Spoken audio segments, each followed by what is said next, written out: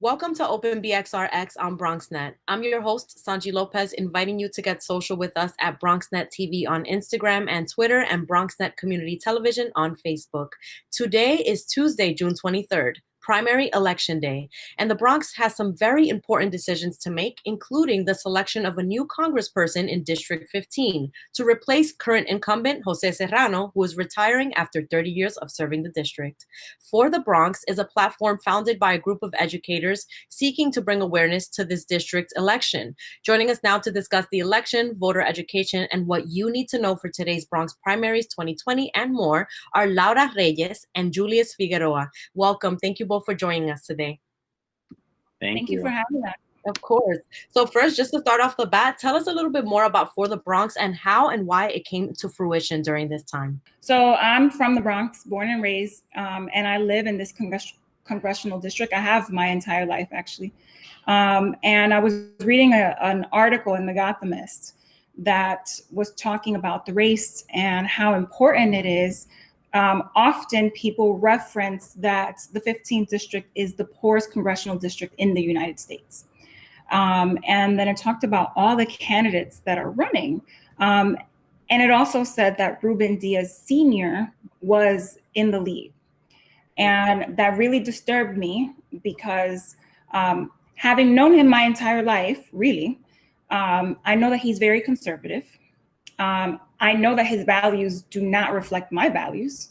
And it makes me very scared to know that someone that does not reflect my values or the values of my students is likely to win this race solely because of his last name. A lot of people make the mistake of believing that Ruben Diaz Sr. is Ruben Diaz Jr. They are not the same. Ruben Diaz Jr. is actually very liberal, right? And he does a lot and he's out there with the people. Ruben Diaz Sr. is not like that at all.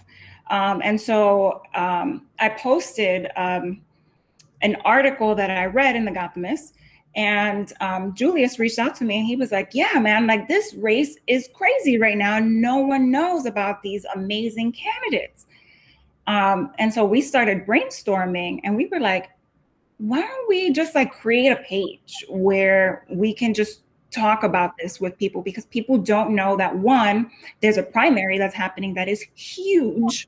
This is the bluest congressional district in the United States. It's the poorest congressional district in the United States. And we're unseating, well, Jose Serrano is leaving after 30 years. This is a big deal, right? And so we just thought like, let's create a like let's create an Instagram page, right? Like, let's just talk about like, what is a congressional district? What is like, what do they do? Why does it matter, right? And also like, how can I vote? Am I registered to vote? Where do I vote? What's this thing about voting by mail, right? A lot of people are not informed, in particular, young people. And young people are like, if young people got together and voted, it would make a huge difference in this race. And I noticed that that's one of the aspects of the page For the Bronx. You guys focus on the youth because you are educators. You're bringing the youth to the forefront of these issues. Julius, can you tell us a little bit more about that, just involving the youth and the importance of getting the youth on board with this particular election? Yeah, for sure. So I'm also a teacher in the Bronx, and a big part of this is just really teaching not only our kids, but the community members, as Laura was saying, like, what's a primary, right? So we have to start from the beginning, right? The U.S. House of Representatives, each state has a certain number of representatives to represent their state and to represent their district, right? And so since this is a primary, our votes count directly. And since this is for the House of Reps, our votes count directly. And as Laura stated so brilliantly, this is one of the most blue districts in the country, which means whoever wins this primary is probably going to win in November. And so it's huge, right? If someone's retiring, if Jose Serrano is retiring after 30 years, the person that we pick to replace him is going to have lasting change. And so we really need to be careful about that. And I think another part of this education process is really acknowledging that this is not a normal time, right? We're in the middle of COVID-19. this community is amongst the hardest hit by COVID-19.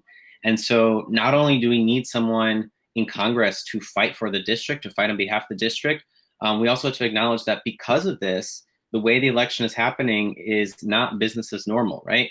People are going to have to vote by mail. People can't go knock door to door as they would before. And so what we're really trying to do is create that platform to let everyone know who's running in this district, to let people know where do people stand politically, what do they value. So that's why we're having some of the candidates speak about what they care about. We're having some of our students speak about who they're endorsing.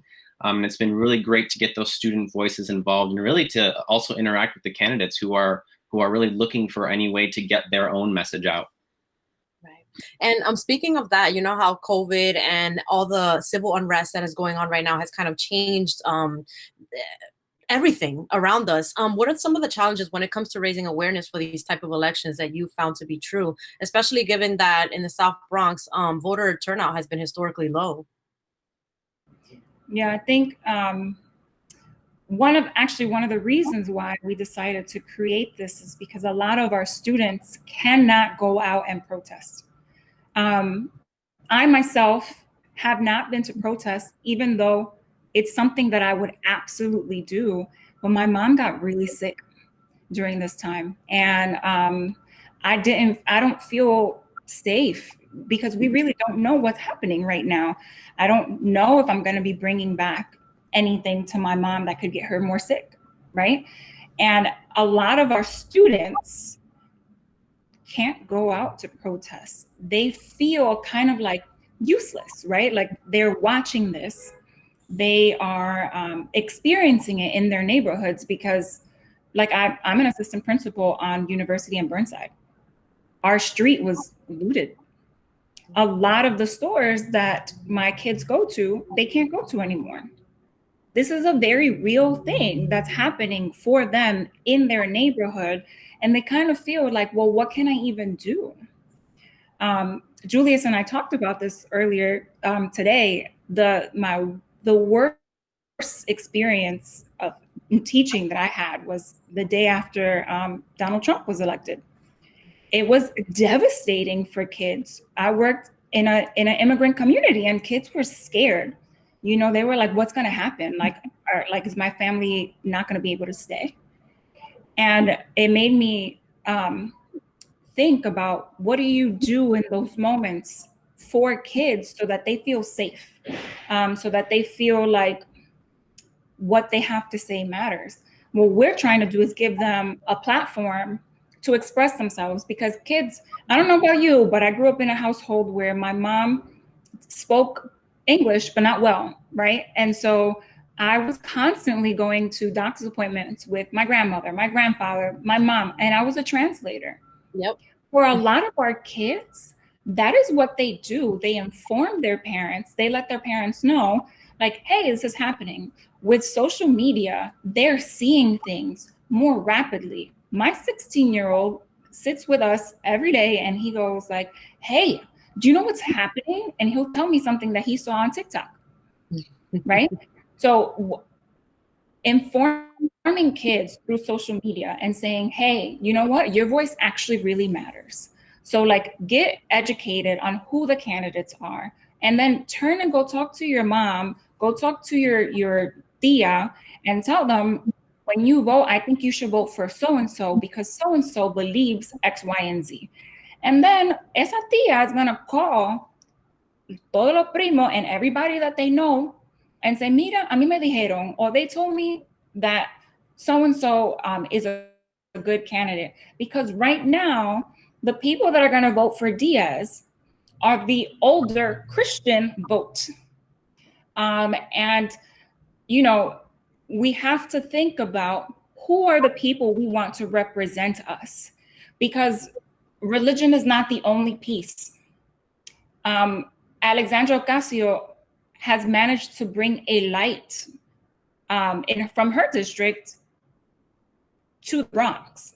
Yeah. I think people are focused more on AOC herself than they are about the district. And so what we need is someone that will bring a light here to this community and say, like, this community is resilient. This community has tons of potential.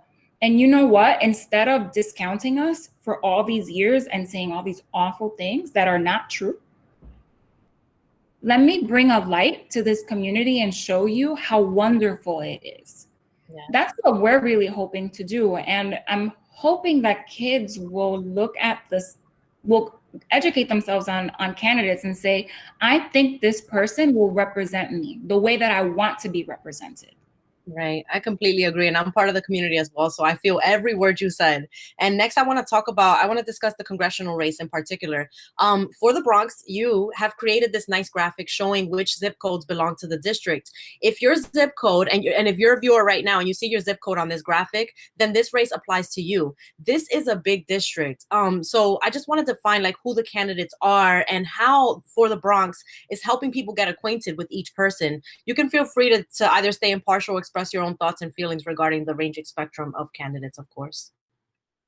Yeah, so I mean, to start off, the focus of For the Bronx is really to educate. So we're not really endorsing anyone on the platform, but we are really, as Laura has mentioned before, we're really encouraging people to vote for who represents their values, who represents the values of this district and of the South Bronx. And we feel strongly that Ruben Diaz Sr. Does not represent those values, right?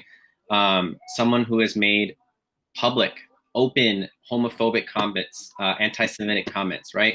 That's not something that we agree with. We don't feel like that's the values of this community. And so we want to make that clear. That being said, there's over 10 candidates in this race, right? And it's not just a matter of anyone but Diaz, right? There's a lot of great candidates.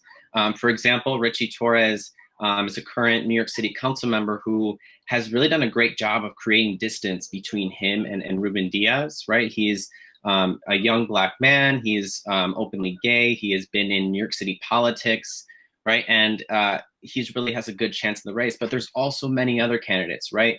Sonyi Lopez is running. Candidates like Sonyi Lopez are running on very progressive platforms, right? Sonyi Lopez is endorsed by Ocasio-Cortez. She's endorsed by Bernie.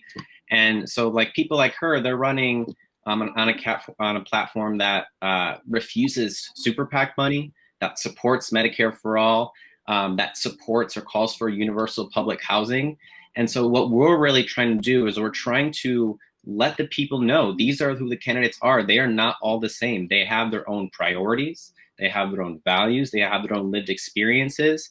And so although when we get to the voting booth, we want to make sure we don't just vote for the person who's been around the longest, the person whose name we recognize first. We do want to make sure that the person we're voting for is someone that we believe in, that we can get behind, and that who we really think when they get to Washington, when they get to Congress, they're going to fight for our values. They're going to fight on behalf of this district, right? But they're also going to make change in Congress because, again, this is the United States House of Representatives. This is not just local politics. And just as Jose Serrano was around for 30 years, this next person could be around for a while. And so we want someone that represents the values of the district. Before we go, I also wanted to bring up the Do It for the Bronx challenge that you also started on For the Bronx. Can you tell us more about that? Yeah, so we got a group of awesome educators and we just kind of brainstormed and we thought, you know, how do we use this platform to get more student voice?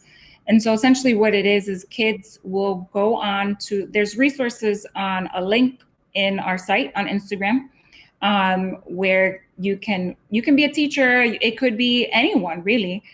You click on it. There is kind of like a cheat sheet on the candidates. And what we did was we looked at their campaign sites. And believe it or not, Ruben Diaz does not have a campaign site. And we searched. So we went onto their campaign sites and kind of used a bio so that kids could see what are the like quick snippets, right? I believe in X, Y, and Z. This is what I believe about in education. This is my platform.